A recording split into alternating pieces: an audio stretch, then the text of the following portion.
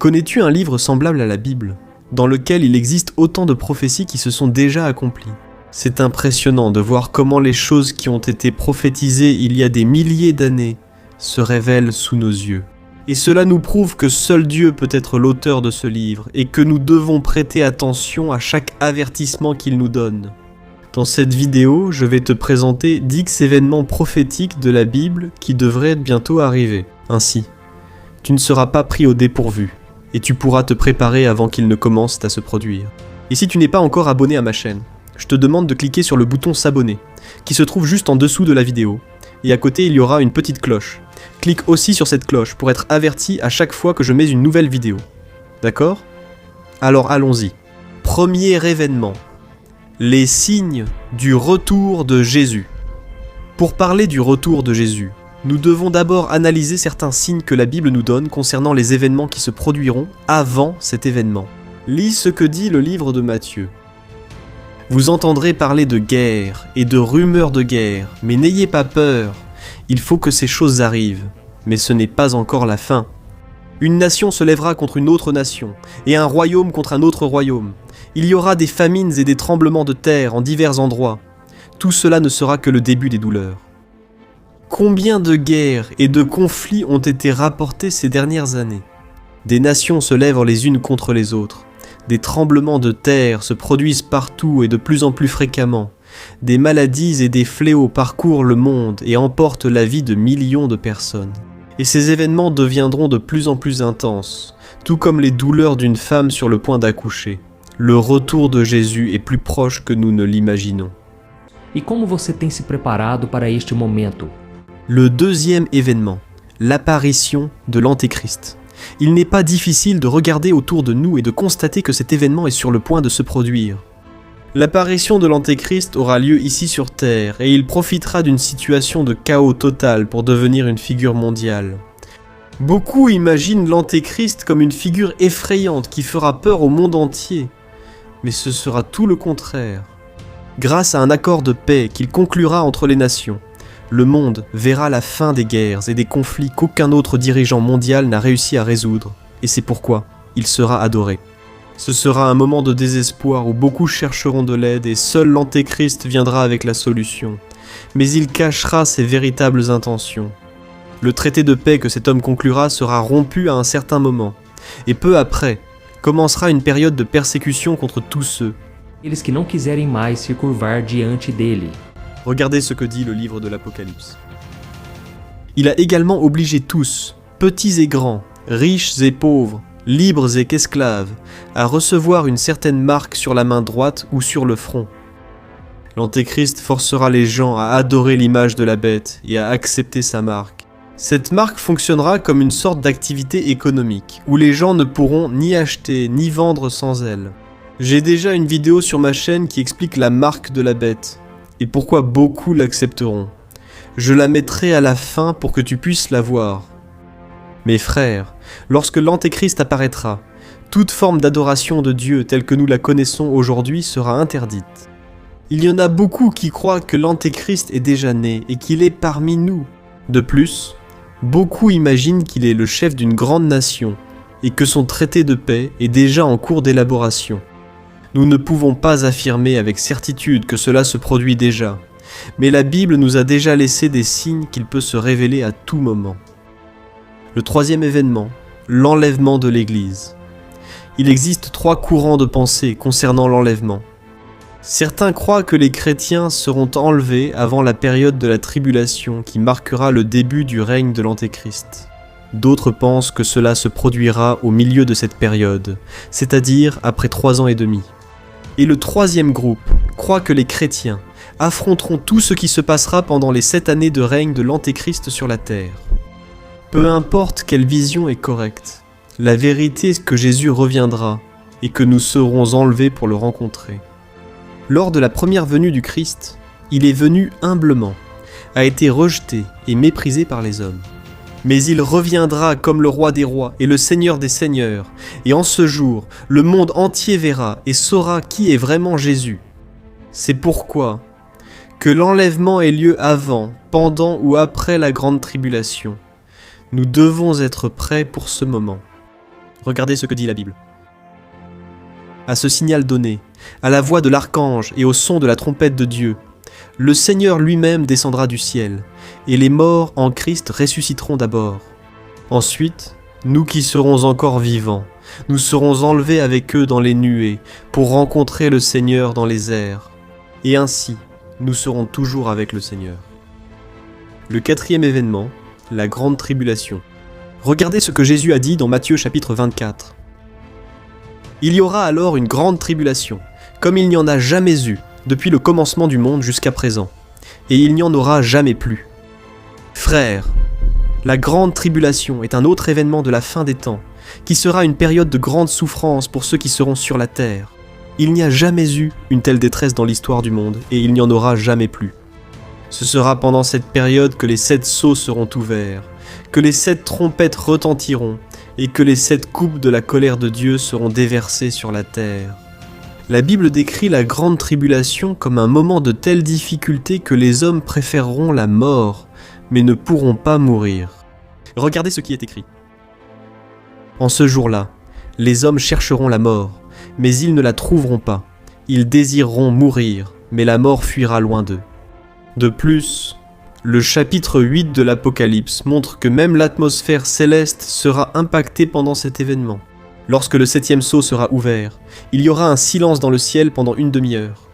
Pouvez-vous imaginer tous les anges et les saints de Dieu complètement silencieux pendant que le monde traverse ce moment si difficile ? Le 5e événement, le terrible sacrilège. Regardez ce qui est écrit dans Daniel chapitre 9. Avec plusieurs, il conclura une alliance qui durera 1 semaine. Au milieu de la semaine, il mettra fin au sacrifice et à l'offrande, et dans une aile du temple sera placé le sacrilège terrible, jusqu'à ce que la fin décrétée s'abatte sur lui. L'Antéchrist rompra le traité qu'il a lui-même conclu avec les Israélites. Durante a grande tribulação, Il placera le sacrilège terrible à l'intérieur du 3e temple qui sera construit par les Juifs. Dans le livre de Matthieu, Jésus fait référence à la façon dont l'Antéchrist mettra fin à cette alliance de paix. Regardez ce qu'il a dit. Lorsque vous verrez le sacrilège terrible dont a parlé le prophète Daniel dans le lieu saint, que celui qui lit comprenne, alors que ceux qui seront en Judée s'enfuient dans les montagnes. Pourquoi Jésus a-t-il dit que celui qui lit comprenne ? Parce qu'une chose semblable s'était déjà produite dans le passé. À l'époque des apôtres, il y avait un roi appelé Antiochos Épiphane, qui a profané le temple de Jérusalem en introduisant une statue de Zeus dans le sanctuaire et en sacrifiant une truie dans le Saint des Saints. Jésus disait aux disciples que ce que le roi avait fait contre le temple de Jérusalem se répéterait avec l'Antéchrist à la fin des temps. À partir de ce moment, l'Antéchrist commencera une persécution implacable. contra os filhos de Deus. C'est pourquoi Jésus a dit « Ceux qui seront en Judée, qu'ils fuient dans les montagnes, celui qui sera sur le toit de sa maison, qu'il ne descende pas pour en emporter quoi que ce soit. Celui qui sera dans les champs, qu'il ne retourne pas pour prendre son manteau. Comme ces jours seront terribles pour les femmes enceintes et pour celles qui allaiteront. Priez pour que votre fuite n'arrive pas en hiver, ni un jour de sabbat, car alors il y aura une grande tribulation, comme il n'y en a jamais eu depuis. O mundo até agora, nem jamais haverá. Le 6e événement, la bataille du retour du Christ. Lorsque Jésus reviendra, la bête et les royaumes de ce monde combattront contre Dieu et son armée. L'armée de Dieu décrite dans l'Apocalypse chapitre 19 révèle la bataille qui va avoir lieu ce jour-là. Ce sera la bataille finale entre Jésus et Satan. Mais nous connaissons déjà tous le vainqueur. Le Christ sortira victorieux, malgré tout le mal qui s'élèvera contre lui. Aucun mal ne pourra se cacher de l'épée de Dieu, qui détruira l'ennemi pour toujours. Et le Seigneur ne viendra pas seul. Il sera avec son armée, et jettera dans le lac de feu et de soufre l'Antéchrist et le faux prophète. Et cela nous amène à la 7e prophétie de notre liste, l'emprisonnement de Satan. Dans l'Apocalypse, chapitre 20, il est écrit ainsi. « J'ai vu descendre du ciel un ange qui tenait à la main la clé de l'abîme et une grande chaîne. Il a saisi le dragon, l'antique serpent, qui est le diable, Satan, et il l'a enchaîné pour 1000 ans. Le temps où Satan sera emprisonné est proche. Il sera jeté dans un abîme sans fond, où son pouvoir de faire le mal lui sera retiré pour une période de 1000 ans. Pendant cette période, il y aura une grande paix sur la terre, une paix que l'humanité n'avait pas connue depuis la chute du Jardin d'Éden. Le diable sera renversé et son pouvoir sera retiré. Peu après cette période d'emprisonnement, le diable sera libéré une dernière fois pour le jugement éternel que Dieu a déjà préparé pour lui et ses démons. Et cela nous amène à la prophétie numéro 8, le règne de 1000 ans. Les enfants de Dieu régneront avec le Christ pendant 1000 ans, et contrairement à ce que beaucoup pensent, ce règne de 1000 ans aura lieu ici sur terre et non dans les cieux. Ce sera seulement le début du nouveau ciel et de la nouvelle terre, et pendant cette période, il y aura beaucoup de paix et de joie. Il n'y aura plus de guerre, d'affliction, ni de souffrance. Peux-tu t'imaginer dans ce scénario ? Ce sera un lieu de paix totale avec Dieu. Cependant, ce ne sera pas encore la fin. Il nous restera encore 2 prophéties qui doivent encore s'accomplir. Le 9e événement, le grand jugement du trône blanc. Regardez ce qui est écrit dans l'Apocalypse, chapitre 20. « J'ai vu un grand trône blanc et celui qui était assis dessus. La terre et le ciel s'enfuirent devant sa présence, et il ne se trouva plus de place pour eux. J'ai aussi vu les morts, grands et petits, debout devant le trône, et des livres furent ouverts. Un autre livre fut ouvert, le livre de la vie. Les morts furent jugés selon leurs œuvres, d'après ce qui était écrit dans les livres. Le jugement final de toutes les personnes sera rendu devant ce grand trône blanc. Tous ceux qui n'ont pas cru en Dieu se tiendront devant lui, rendant compte de la façon dont ils ont vécu leur vie, et ils seront jugés selon les registres de ces livres. Cela nous montre que toutes nos actions ici sur terre sont enregistrées au ciel. Tout secret sera révélé devant le grand trône blanc de Dieu, et quiconque ne sera pas trouvé dans le livre de la vie sera condamné pour toujours au lac de feu. Autrement dit, ce sont ces personnes qui n'ont pas remis leur vie à Jésus, et qui n'ont pas cru en lui comme Seigneur et Sauveur. Et que se passe-t-il après cela ? Nous passons à la dernière prophétie. Le nouveau ciel et la nouvelle terre. Dieu fera toutes choses nouvelles, et tout ce que nous connaissons ne sera plus jamais rappelé. Nous vivrons cette expérience dans le Jardin d'Éden, lorsque Dieu rendait visite à Adam et Ève chaque jour, avant qu'ils ne pêchent. Regarde ce qui est écrit. Alors j'ai vu le nouveau. Céu e uma nova terra. Le premier ciel et la première terre avaient disparu, et la mer n'existait plus. Frères, nous vivrons dans un nouvel endroit bien meilleur que le Jardin d'Éden, où nous profiterons de la présence du Seigneur sans aucune influence du mal. C'est la prophétie que nous attendons tous avec impatience en tant que chrétiens. Vivre une vie éternelle aux côtés du Seigneur. Meu querido irmão e minha irmã, eu não quero que você fique assustado com... Je te l'ai montré dans cette vidéo. Je veux simplement t'avertir que ces choses sont sur le point d'arriver et que tu dois veiller. Dans le livre de 2 Pierre chapitre 3, la Bible dit que le Seigneur viendra comme un voleur et surprendra beaucoup de gens. Tous les éléments de la terre seront détruits par la chaleur et tout sera réduit en poussière. Et la triste réalité, c'est que nous passons tellement de temps à nous préoccuper de conquérir des titres et des biens matériels sur cette terre, alors qu'en réalité, tout cela sera englouti. Les voitures, les maisons, l'argent et tout ce que nous accumulons dans cette vie seront un jour anéantis. Alors, que tu puisses réfléchir à la manière dont tu vis aujourd'hui et te demander toujours, est-ce que la façon dont je vis aujourd'hui est conforme à la parole de Dieu ? Ai-je déjà remis ma vie à Jésus et est-ce que je marche avec lui ? Si ta réponse est non, je te conseille de prier dès maintenant pour que Dieu pardonne tes péchés et que ton nom demeure. Está escrito no livro da vida. Amém? Si tu peux, ferme les yeux et parlons avec le Seigneur.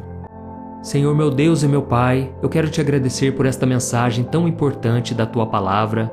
Eu quero te agradecer porque o Senhor está sempre nos chamando para mais perto de Ti. Oh, meu Pai, neste momento eu coloco a vida deste irmão e desta irmã, essa pessoa que agora está reconhecendo Jesus como o único Senhor e Salvador. Oh, meu Pai, esta pessoa crê que Jesus morreu na cruz pelos seus pecados e que Ele ressuscitou ao terceiro dia. Je te demande maintenant, pardonne les péchés de cette personne. Jésus, cette personne a des faiblesses, elle est pécheresse, mais tu as versé ton sang là-bas sur la croix pour nous pardonner de tout péché, pour nous purifier de toute méchanceté. Ô Jésus, je te demande, inscris le nom de cette personne dans le livre de vie. Ta parole dit que si nous confessons de notre bouche que Jésus est le Seigneur et que nous croyons dans notre cœur qu'il est ressuscité d'entre les morts, nous serons sauvés. Et ce salut ne vient pas de nos mérites, ni de nos œuvres, mais c'est par la grâce, au moyen de la foi. C'est pourquoi, Jésus, je crois que tu es en train de pardonner les péchés maintenant. Je crois que tu donnes une nouvelle vie à cet homme et à cette femme. Et je te demande, Seigneur, qu'à partir d'aujourd'hui, tu envoies ton Saint-Esprit pour les guider, pour les protéger. Que le Saint-Esprit du Seigneur puisse convaincre cette personne chaque jour qu'il vaut la peine de te servir tous les jours. Cela vaut la peine d'être fidèle jusqu'à la mort, car nous recevrons la couronne de vie. Au nom de Jésus, mon Père, je prie et je te remercie déjà, et je demande ta protection et tes miséricordes sur nous chaque jour. Au nom de Jésus, je prie et je te remercie. Amen. Gloire à Dieu. Irmãos, eu creio que vale a pena estar do lado do Senhor. Il est le vainqueur. Il a déjà vaincu tout le mal, et la promesse est que nous régnerons avec lui pour toute l'éternité. Si aujourd'hui nous prenons la décision de marcher avec lui ici sur terre. Amen. Et maintenant, je te demande de partager, d'envoyer à tes amis, à ta famille et de t'abonner ici à ma chaîne. Que Dieu te bénisse, et je te donne rendez-vous dans la prochaine vidéo. Je t'embrasse bien fort.